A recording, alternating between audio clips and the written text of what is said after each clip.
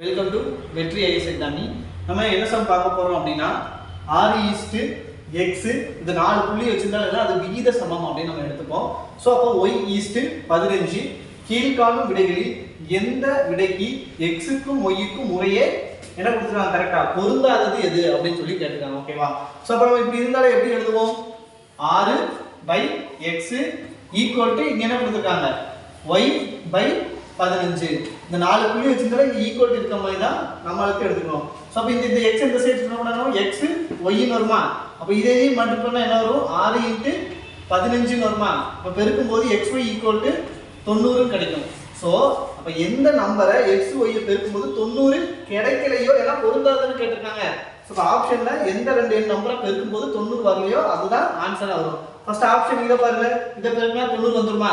So அப்ப இது நமக்கான ஆன்சர் கிடையாது. அதே மாதிரி ஆப்ஷன் B பாருங்க, இத பெருக்கினாலும் 90 அப்படிங்கிறது கிடைக்கும். அதே மாதிரி ஆப்ஷன் C பாருங்க, இத பெருக்கினாலும் 90 அப்படினு கிடைக்கும். இதே ஆப்ஷன் D பாருங்க, 10 பெருக்கினா 100 அப்படினா அப்ப இதுல எது பொருந்தாது அப்படினா ஆப்ஷன் D தான் பொருந்தாது.